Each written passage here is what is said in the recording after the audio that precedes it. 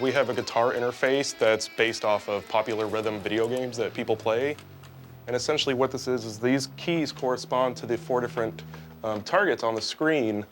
The left hand responds to the order that the circles are scrolling, and the right hand responds to the timing. So essentially what you're doing is you're making a bimanually coordinated interception response to the circles as they cross through the targets.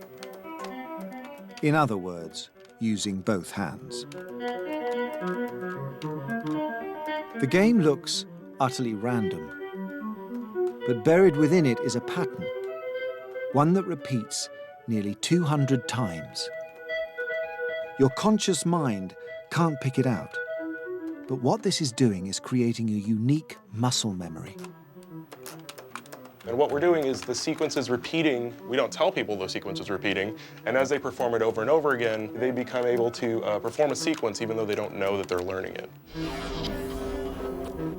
So that's how we're able to sort of store information in people's brains without them knowing it's being stored there.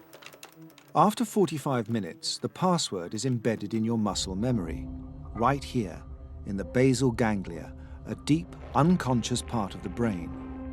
To prove your identity, you play along with the same task as before, but this time you're actually playing your password in your own signature style. So essentially what someone would do is sit down at a computer and start performing it. And what the computer does is takes that data and it will look at their performance on the trained sequence versus novel sequences they've never performed before. And you can use that information to say, this participant knows that particular data or knows that particular information, therefore it's Bob. You would have to know nothing else about them. It's simply their performance and their motor abilities that can tell you who they are based on what they know.